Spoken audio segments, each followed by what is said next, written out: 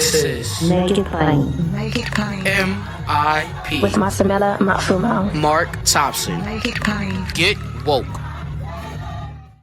Hey there. Did you know Baker's always gives you savings and rewards on top of our lower than low prices? And when you download the Baker's app, you'll enjoy over $500 in savings every week with digital coupons. And don't forget fuel points to help you save up to $1 per gallon at the pump. Want to save even more? With a Boost membership, you'll get double fuel points and free delivery. So shop and save big at Baker's today. Baker's, fresh for everyone. Savings may vary by state. Restrictions apply. See site for details.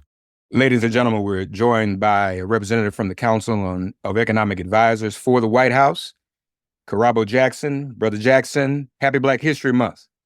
Thank you so much. Same to you. It's a pleasure to have you.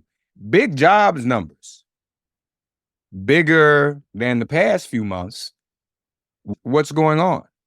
That's right. So in January, we added 353,000 jobs. As you're alluding to, the expected level was somewhere around 150. So we got quite a bit more than people expected. In addition, they actually did a revision of, once they got more data, of what the jobs numbers were for December. And that was actually also revised up upwards of 300,000. So the past 3 months have seen very large numbers of new jobs added. In fact, if you looked at 2023 overall, once you account for these revisions, we added 3 million jobs, 3.1 million jobs in 2023. So these are strong numbers and really is indicative of an economy that is really just humming along. You look at this in conjunction with the last report that we got for GDP. GDP grew last year at 3.1%. The last reading for the fourth quarter was 3.3%. So this is all really indicative of an economy that is growing. We're creating more jobs. And in addition, we're generating real wage gains for the American worker. Overall compensation, went up by about 2.4% in real terms. That's above and beyond inflation. So wages are growing faster than inflation. So people's pocketbooks are looking a little bit better, be able to buy more stuff with each paycheck. So this is all indicative of broad overall growth that is being enjoyed by all Americans. Is there something about the past 3 months, though, in particular, that has created this boom and the revisions up even?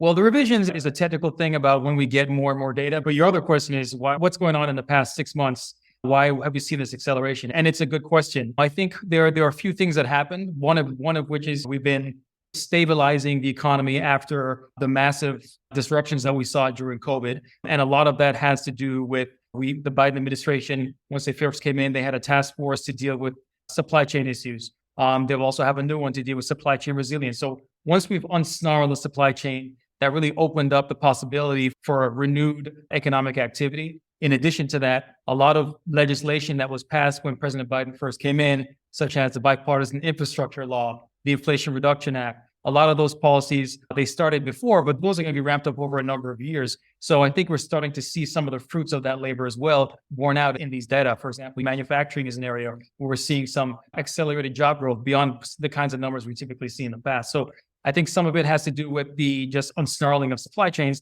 but it's also some improvement just due to the investments that the Biden administration has made into infrastructure and crowding in private investment. And how is this impacting the African-American community? Are our jobs numbers still ever growing? That's a great question. The first thing I'd point out in the latest report was that the unemployment rate for African-Americans remains low. In 2023, the average rate was 5.5%, which is the lowest that it's ever been since they started recording these data. So this is good news for the overall economy, and it's good news for African Americans in particular. And part of that is due to the fact that one of the areas that we're seeing some of the strongest job growth, specifically in the past year, has been in the sort of the care economy. We're seeing a lot of growth in education. We're seeing growth in healthcare. And these are sectors that employ large numbers of African Americans, African American women in particular. So that's part of what's going on there. I think the other thing I'll point out is a lot of the things the administration has also made some concerted efforts to really make sure that the gains that we have in this economy are enjoyed by everybody. In particular, there have been investments done. There's been sort of efforts by the Small Business Administration to support small business, particularly what we call disadvantaged business enterprises. A large chunk of those are African-American owned businesses. Also, there's efforts to provide technical assistance to allow minority-owned businesses to apply for government contracts. All of that is leading to improved outcomes for African Americans. In fact, if you look at the data, there's a record number of business Black-owned businesses have been created under the Biden administration than we've seen in the past. So overall, I think it's a very strong picture for the economy, which is being enjoyed by everyone, African Americans and the broader American public. Keith Boykin posted this morning that last year was the first time ever the Black unemployment never rose above 6%. Over Black employment rate by president, the worst ever was 21.2% under Reagan. The second worst was 16.9% Black unemployment under Trump in 2020. But the best ever was 4.6% last year under Joe Biden. So those are some pretty decent numbers. Let me ask you this. What does the Council of Economic Advisors, what economic advice is the council giving to the president as of this day to keep this trend moving forward? And is it likely, we've been in the 200,000 range monthly. Is it likely we'll stay above 200 and stay in the 300, almost 400 range in the months ahead? So it's a good question. I can't speak to what advice is being given, but I will say one of the things we always look at is wage growth. So the number of jobs that are being added. As a general rule of thumb, we typically think that if the economy is adding about 100,000 jobs, then we're keeping up with overall population growth. So when we're seeing numbers in the 200 or 300 range, that means that we're in a great economy that's generally growing. A lot of what's driving that growth is basically consumer spending. So we're in an economy right now that people are spending, which means they're probably feeling comfortable. They're spending. That's basically generating profits for businesses, and they keep on hiring. So we're in a situation where everything is working in tandem. We have strong consumer spending, strong job growth, strong wage growth as well, which is generated by the overall broad macroeconomic picture, which is a healthy one. So the task at hand for everyone is really to keep this going. And this is a partnership between the Biden administration, coming from the top, partnership with small businesses, local government, and also workers, the American worker. We're all working together to keep this engine going. And, within a broader perspective, I just want to make clear that we should be very proud of the economy we have. If we look at how our colleagues are doing across the pond in Europe, we've had about twice as much economic growth in percentage terms than they have since the onset of the pandemic. It's something that really should be applauded. Yeah. You said lastly, you said you can't share the advice that's given, but you all do give advice, obviously. And can you give us, though, however, a ballpark of the kinds of things that are most concerning to the council? Are there one or two even small things, details that you all can say if they are improved, we can ease on down the road? One thing I would say is, President Biden's agenda is very much about having strong, robust growth that is enjoyed by all Americans. All of the things that President Biden has tried to do has been not just to have a large number, like having 2.1% GDP growth, which is very strong, but also making sure that growth is enjoyed by all Americans. That's why there's a lot of policies right now, place-based policies, to go into communities that have historically had like low levels of employment due to the decline in manufacturing, to go into those areas and invest in those areas. There's job hub programs to invest in these areas to make sure that the federal government is providing the resources, not only to pay for jobs there, but to crowd in private investment into areas that historically may have been underserved, to make sure that the gains from all this economic growth is enjoyed by all Americans. And that's something that President Biden has always really wanted to do. And we are part and parcel part of that effort. Kirabo Jackson of the Council of Economic Advisors in the White House, big jobs numbers, again, wages growing, all good news. And as he said, doing better than many of our international allies coming out of the pandemic. I think we're at a place where we can say this is a full recovery. Can we say that we're no longer in recovery from the pandemic? We have fully recovered. I know you all economists have certain thresholds to meet to say that, but can you say that? Can we say that? Yeah, I don't want to put any labels on anything, but what I will say is this. We are now seeing economic growth that is consistent with a strong economy. We've seen sustained unemployment that is consistent with an economy that is growing in a robust, stable way. So we're no longer, but you're right, we're no longer in the phase of just coming back from the recession. are still coming back from the pandemic, we're in a position where we have stable, sustained economic growth. And I think that's definitely consistent with what we're seeing. Yes. Kirabo Jackson, White House Council of Economic Advisors. Thank you as always, sir. Happy Black History Month to you. Likewise. Thank you so much for having me. Ladies and gentlemen, we're joined by a dear friend, the Director of Governmental Affairs for the White House, Tom Perez, former Secretary of Labor as well, former Assistant Attorney General for Civil Rights. Tom, how are you? And I know you yourself had a relationship with the Black Eagle, Joe Madison. Don't forget Sherry. And Sherry. Absolutely. In that relationship without Joe, without having a relationship with Sherry. That's right. They were a package deal. And I went on his show, at least twice a month when I was labor secretary, and after that as well. And I remember being down in Memphis with Joe when we marked the anniversary of Dr. King's assassination in 2018, that would have been.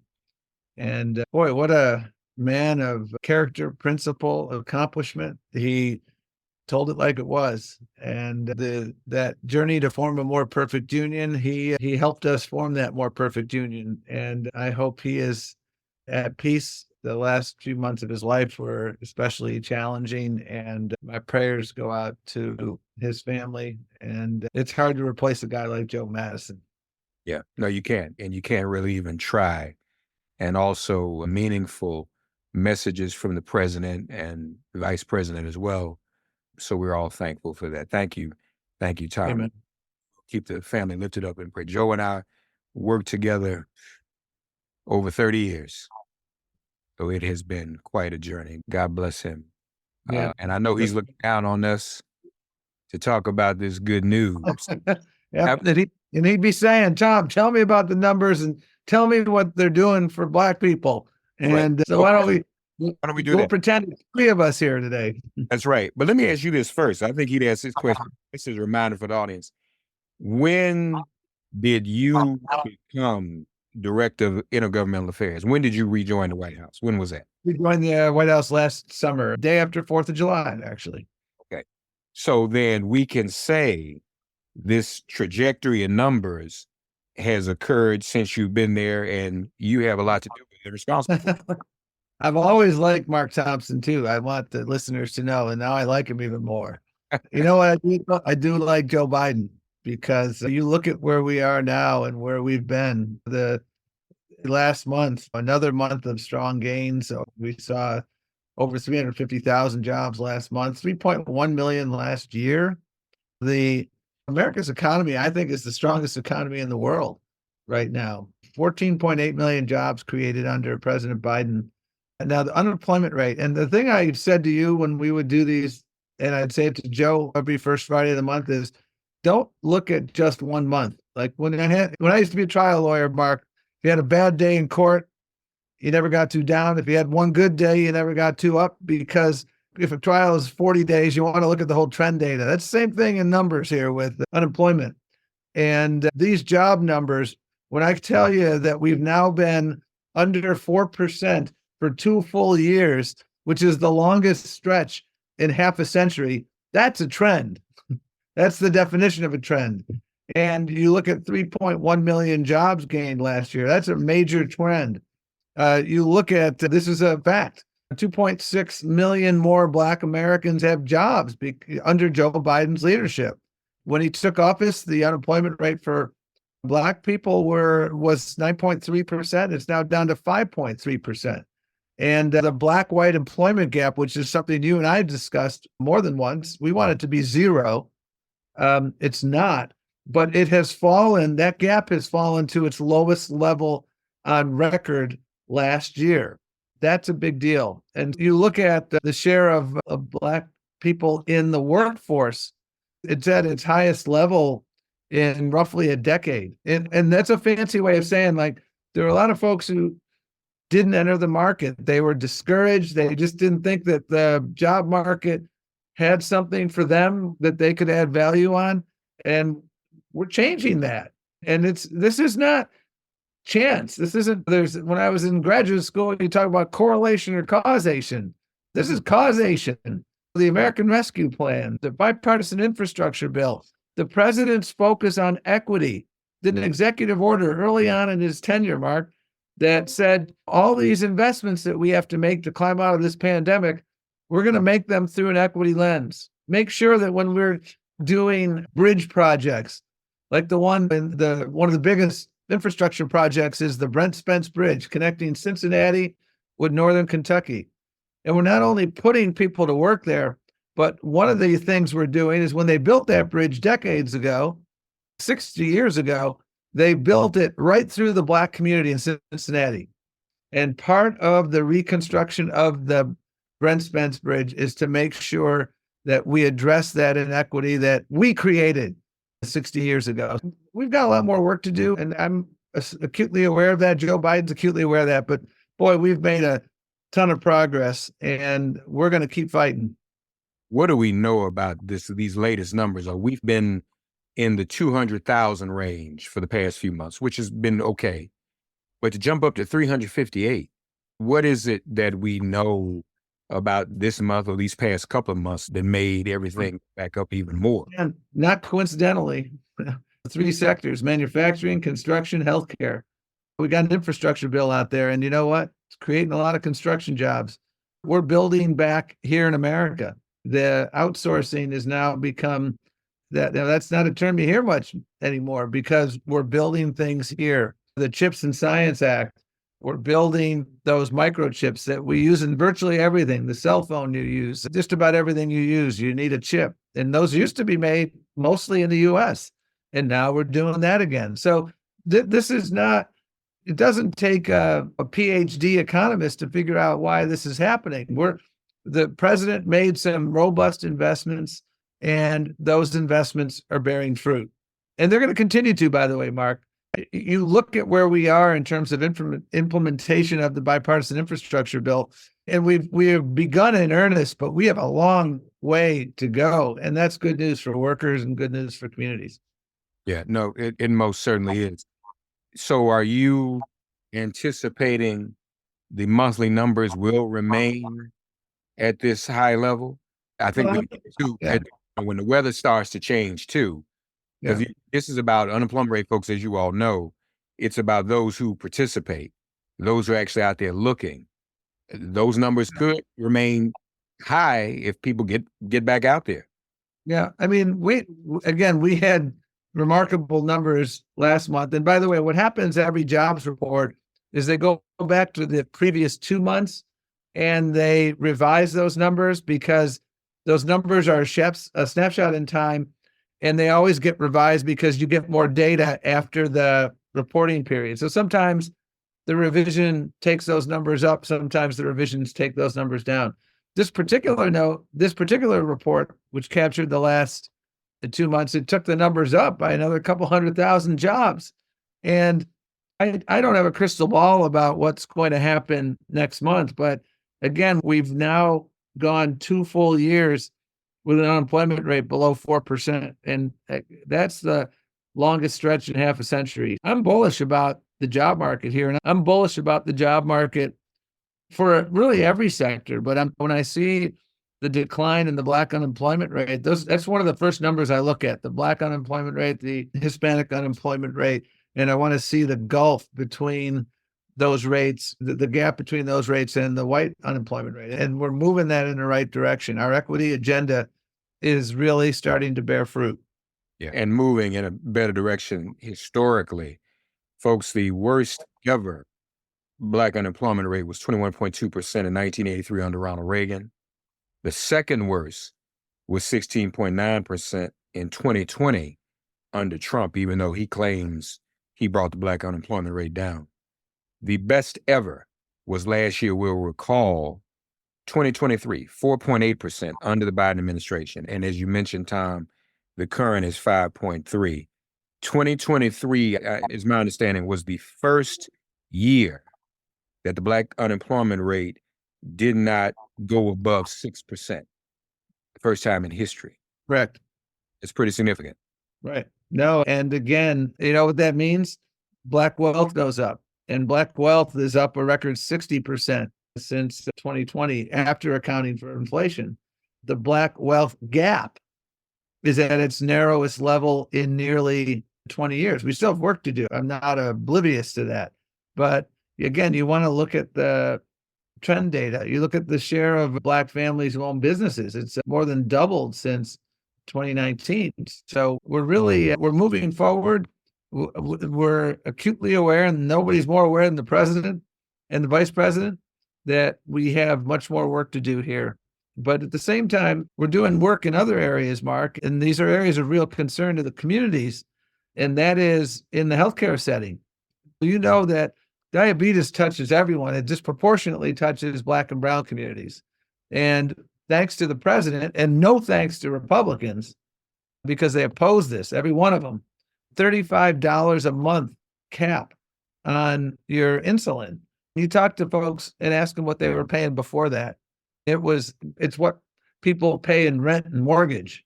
They had an insulin mortgage. That's not who we are. You saw the Affordable Care Act statistics a couple of weeks ago, Mark. We had about 12, 13 million enrolled at the beginning of the administration. We're now over 21 million people enrolled in the ACA. And by the way, Donald Trump has vowed that if he's elected, he's going to repeal the ACA again, put 21 million people on the street in terms of their health insurance. And we should acknowledge, folks, that 21 million isn't just in quote unquote blue states either. Right? These are states that many consider red, states that Trump won. So that means that everyone sees the benefit of the ACA taking advantage. So that's everybody. Yeah, no, the ACA has, I think, been the most important addition to our nation's social compact, if you will, since Medicare and Medicaid. You think about the major things that have happened in the last 100 years or so. Obviously, the New Deal, Social Security, Medicare, Medicaid in the 60s, Obamacare now, and those Social Security, obviously, in the 30s, minimum wage, things like that. That's how we're making sure that people have a fair shake. And folks, Tom's not on the political side, but these are objective facts. So I'll just say this as carefully as I can. There's a lot of misinformation out there about things that are and are not happening and what other people have done and are going to do. But this is the lowest consistent run, the lowest percentage of Black unemployment in history over this past year. That's just a fact. So people need to understand that as they're thinking and making decisions and being swayed by social media and certain celebrities and rappers about other stuff. This is the reality. So I'll just say that there. I won't say much more than that because, as I said, that's not the hat Tom can wear right now. But my brother, thank you for that good news as we begin this Black History Month. And happy Black History Month to you, man.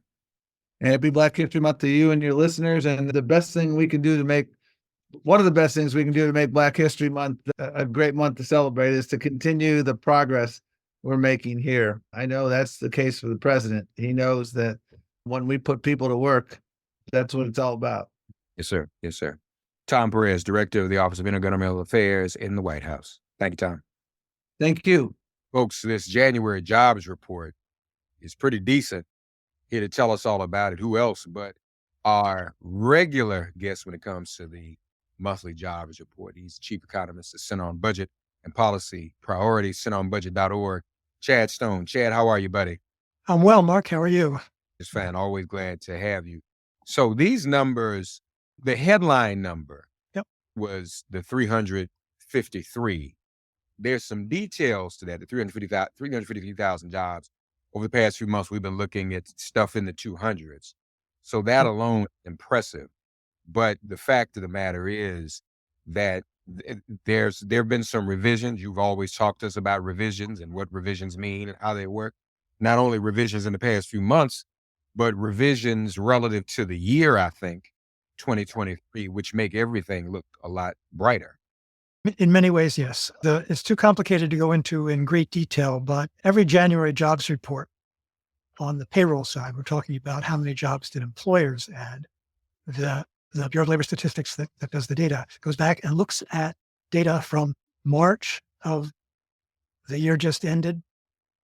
And they look at the data that's collected on unemployment insurance, collections, unemployment tax collections by employers.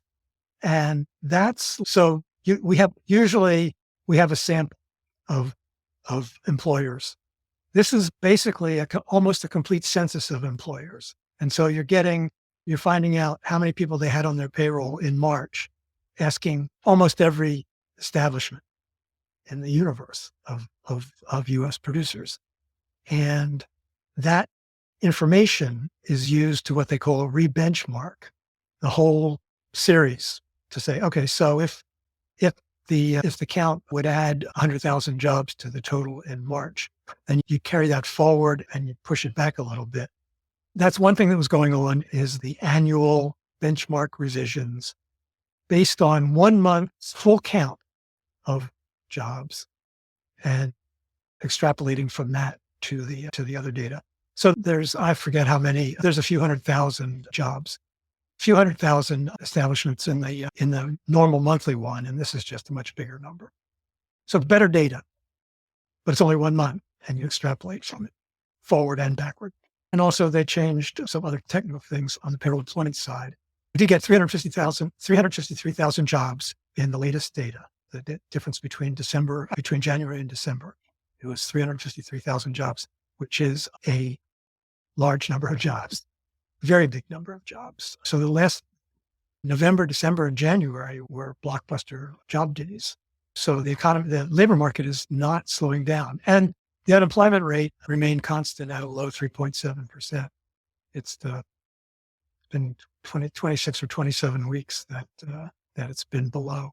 The unemployment rate's been below 4%, which is also quite low. So that's just really good news on the jobs market.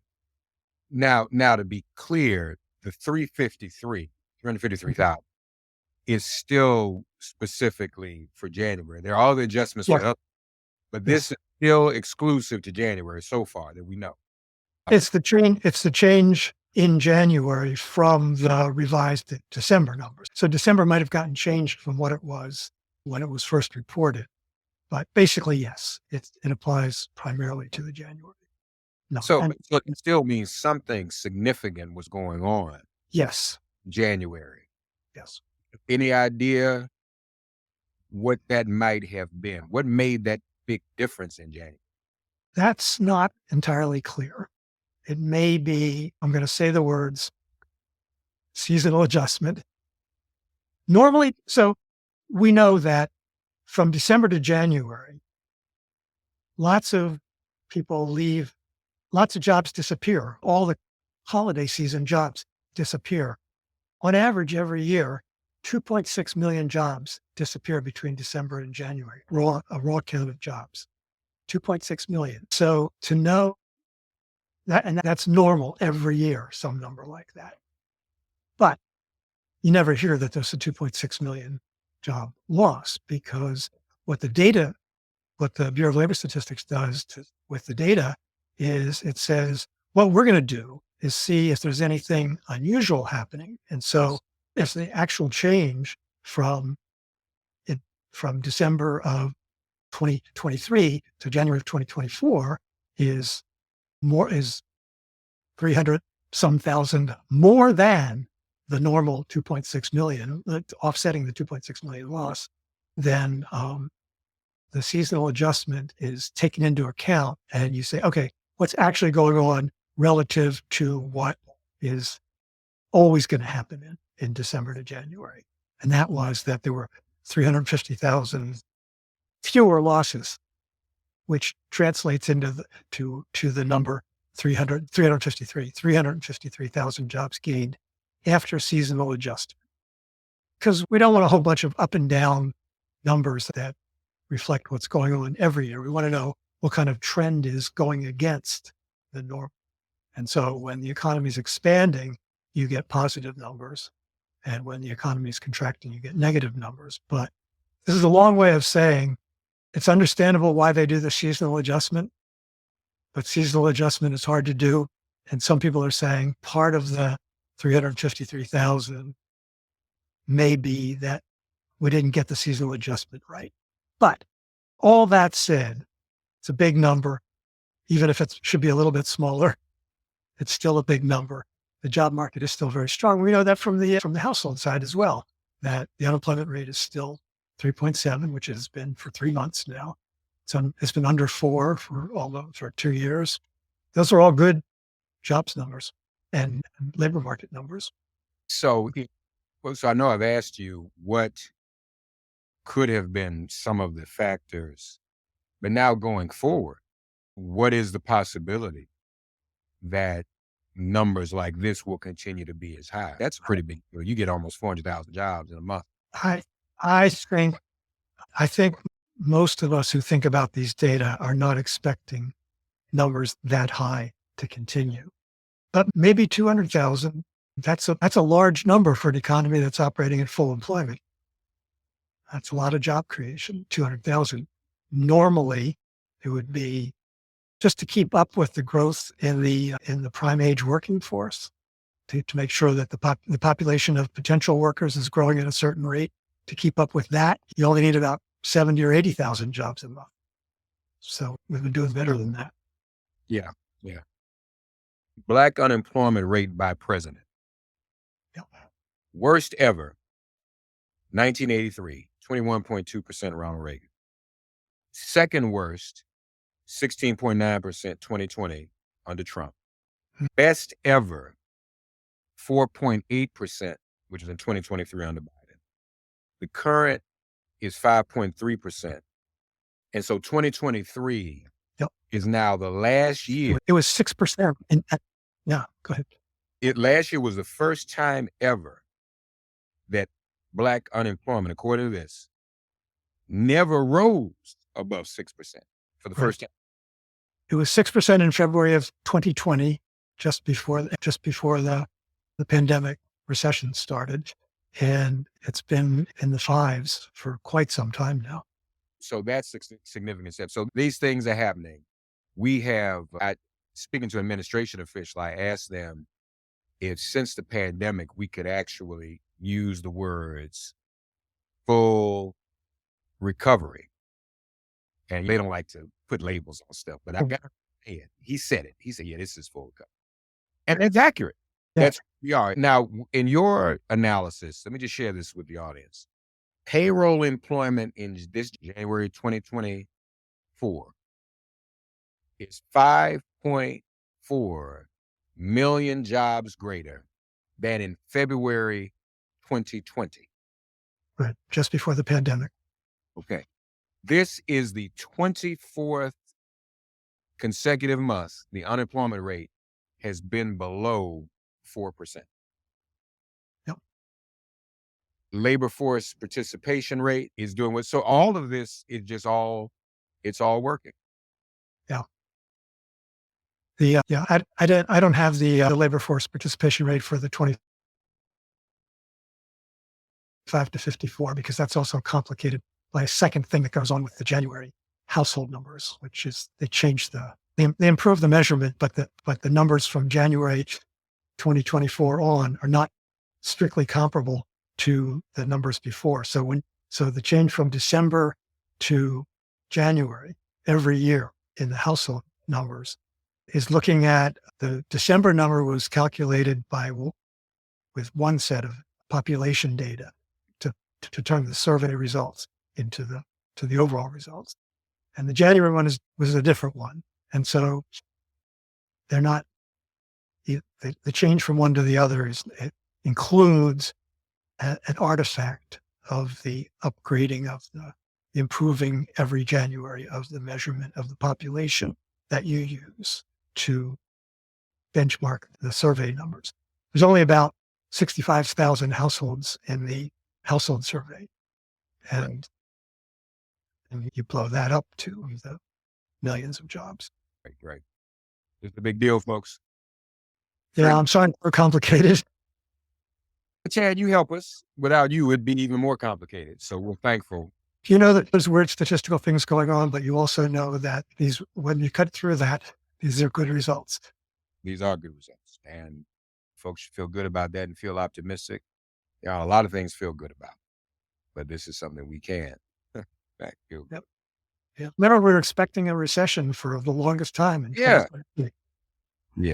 And I think one of the big economists, was it Kudlow or somebody, had to eat crow on that, I think. Somebody came out, don't quote me on that, it may have been Kudlow, but somebody had to eat crow, say, because they were people who thought, oh, this is going to be terrible.